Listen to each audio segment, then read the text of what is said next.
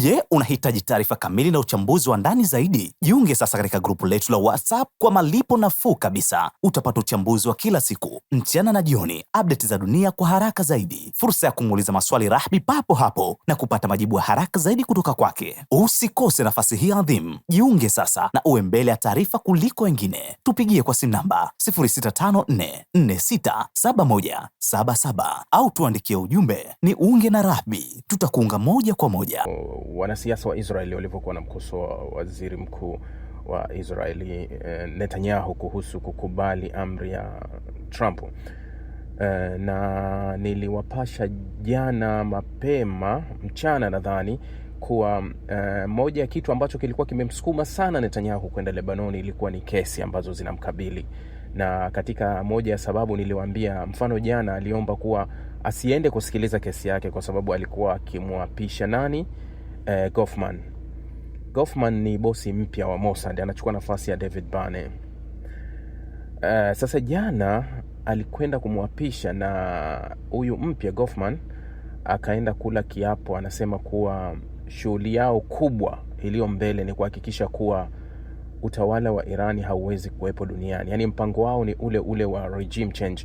Ukirudi kumsikia ambaye ana staff David Barney alihakikisha, nadhani huu ndio ugomvi ambao vyombo vya habari kadhaa vya Marekani viliuandika sana, kuwa Marekani walikuwa wakimlalamikia sana Israeli kwa kuwaingiza chaka. Unaweza kusema aliwaingiza chaka kwenye vita ya Irani.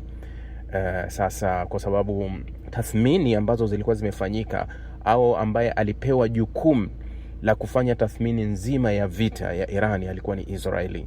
Kwa hiyo mashirika ya Israeli, mashirika ya ndani, mashirika ya nje, Mossad pamoja na Shin Bet pamoja na shirika la Amani, hao ndio walikuwa na kazi ya kufanya uchunguzi mzuri kuona kama kuwa tunastahili kwenda kwenye vita na Irani hivi sasa.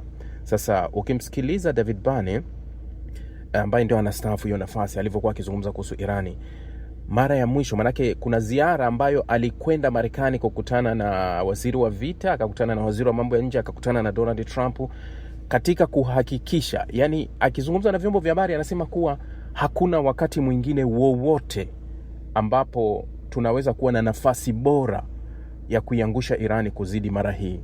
Alisema, yani anasema kuwa mara hii walikuwa kwenye nafasi bora zaidi ya kuiangusha Irani katika tathmini ambazo yeye amezifanya, kuwa hivi sasa ndio sahihi kuwa lazima tutaiangusha Irani katika kipindi hiki. Mnaiangushaje Irani? Tutaiangusha katika kipindi, kwa sababu aliamini na uchunguzi waliofanya waliamini kuwa kila kitu kiko sawa kutoka yale maandamano ya Januari. Kwa hiyo wakajaribu kuihakikishia Marekani kuwa, manake ukiangalia taarifa na vyombo vingi vya habari vya ndani na nje ya Marekani na Israeli vilivyokuwa vikielezea vita ya Iran na Marekani, vingi vilikuwa vimekubaliana tu kuwa hii vita itakuwa ni kati ya mwezi Juni.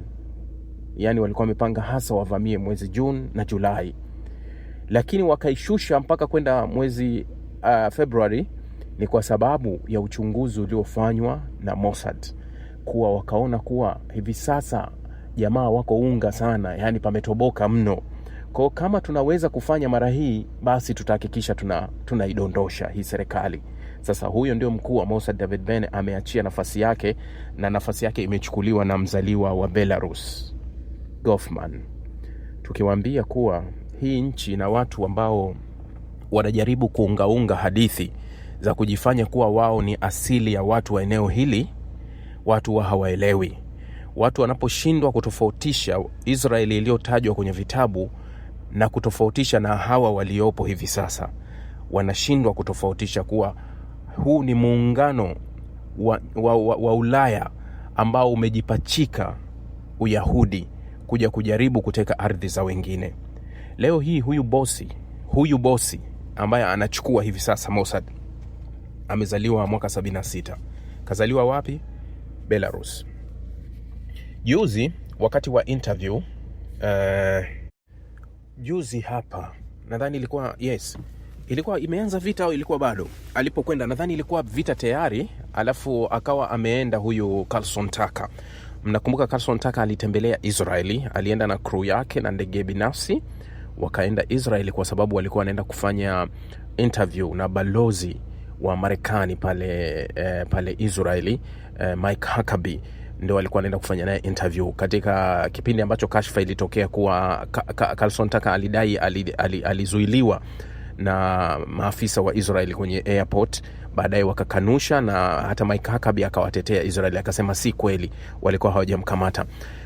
Wakati wa interview, Carlson Tucker alipomhoji Mike Huckabee kuwa Israeli ana haki gani ya kuchukua haya maeneo ya Waarabu, akasema wanayo haki ya kuchukua zaidi, hata kama wakitaka kuvuka waende zaidi, kwa sababu historia na vitabu vinawapa wao.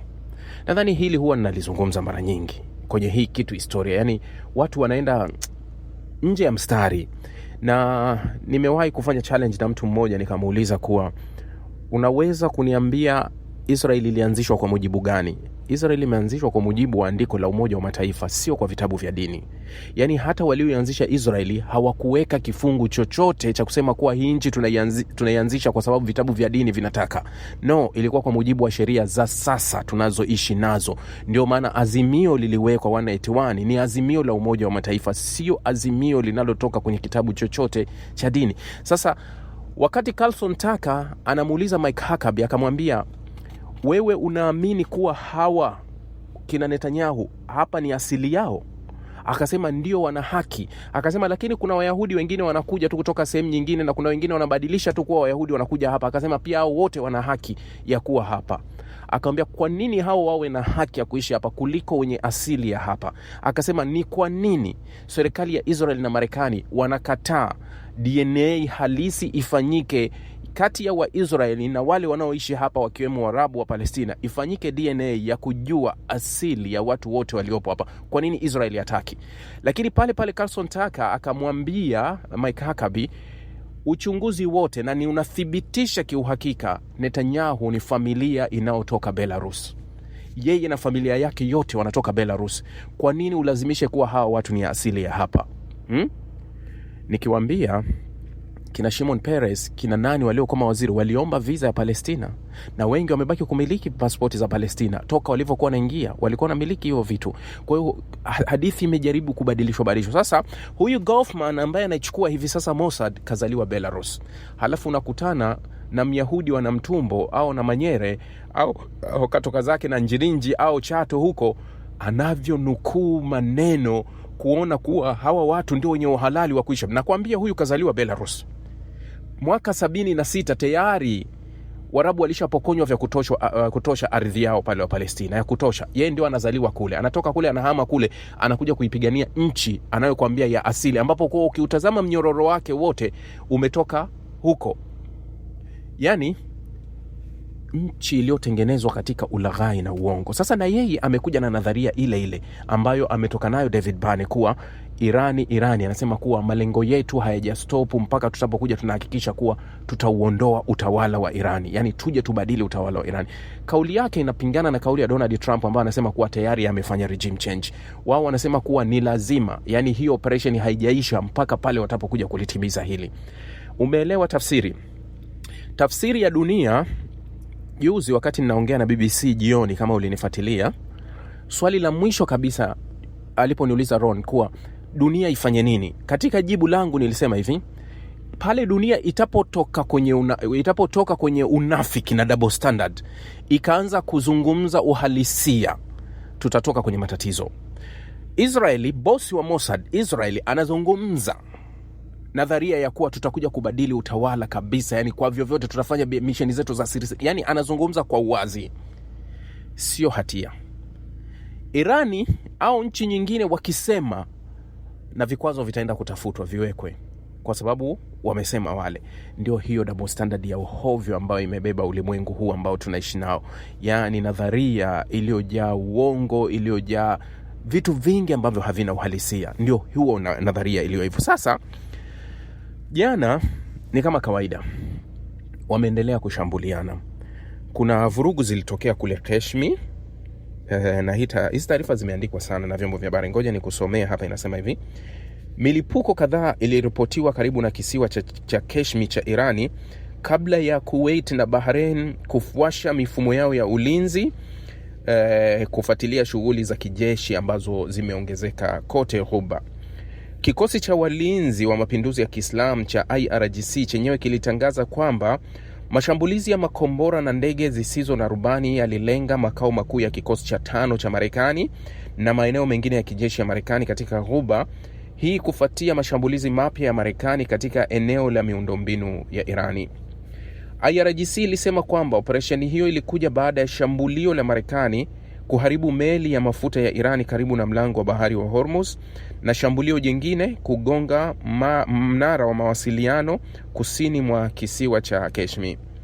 Kwa kujibu mashambulizi ya Marekani, kikosi cha wanaanga cha IRGC na jeshi la wanamaji la IRGC vililenga mali nyingi za adui kote Ghuba.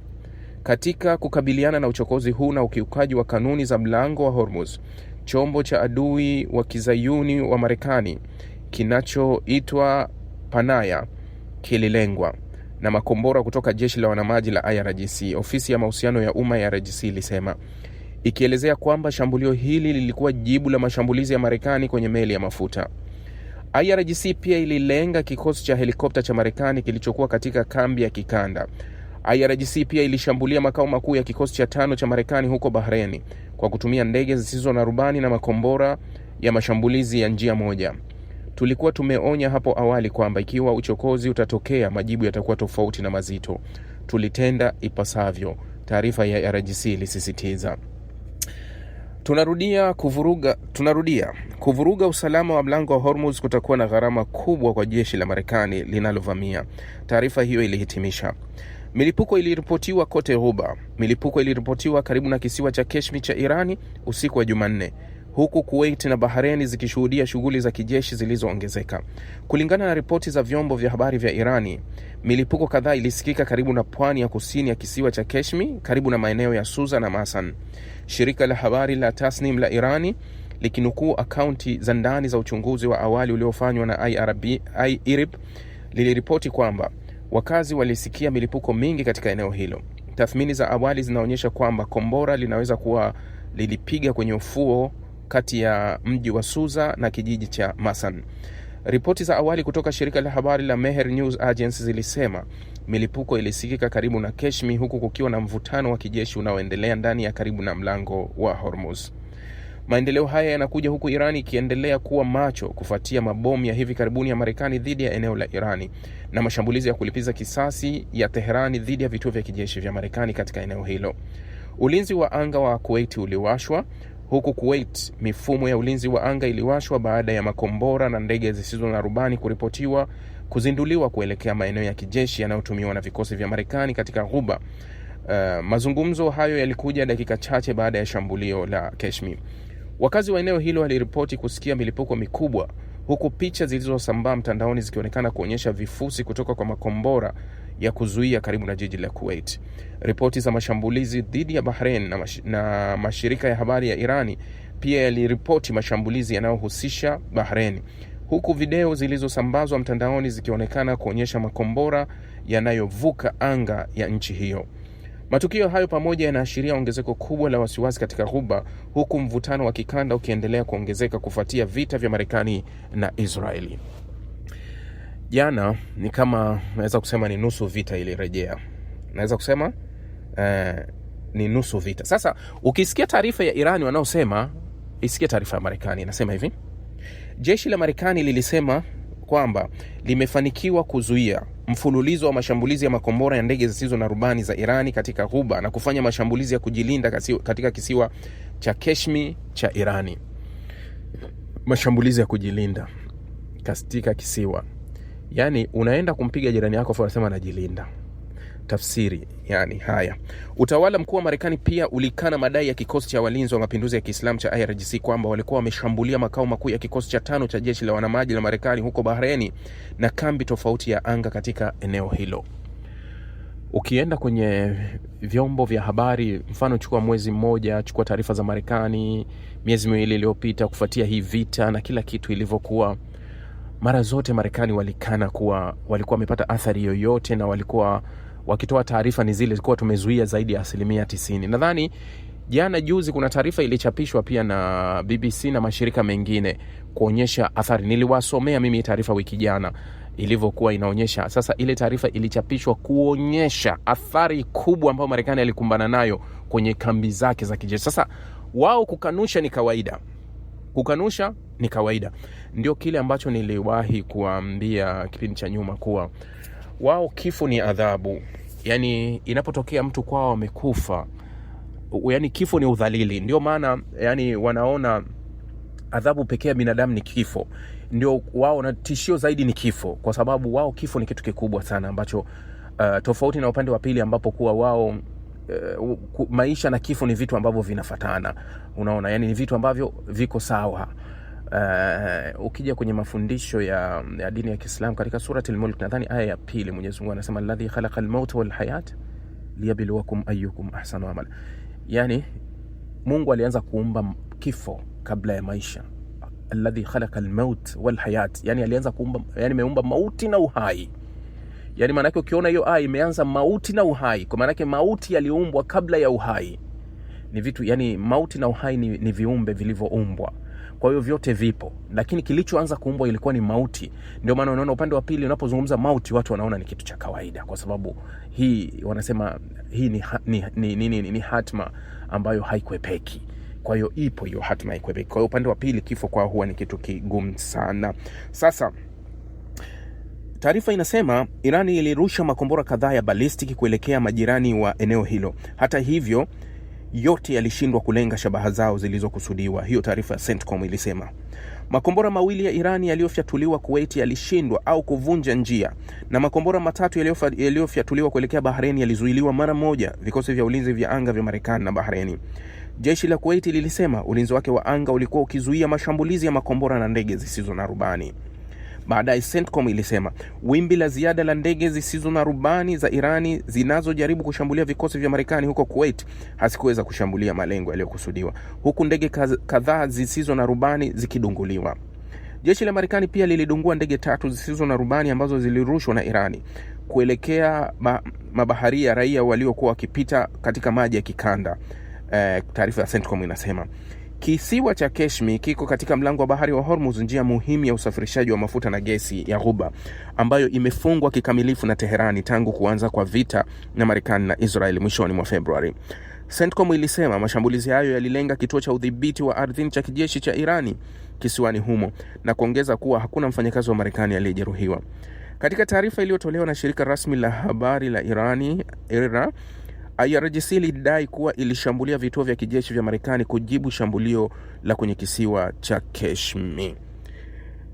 Makubaliano ya kusitisha mapigano yamefanyika kati ya Marekani na Iran tangu Aprili 8, lakini mazungumzo yaliyofuata ya kujaribu kukomesha mgogoro huo wa kudumu hadi sasa hayajafanikiwa. Tehran ilisema Jumatatu kwamba kampeni inayopanuka ya Israeli nchini Lebanoni inahatarisha kukomesha usitishaji wa mapigano kati ya Marekani na Irani.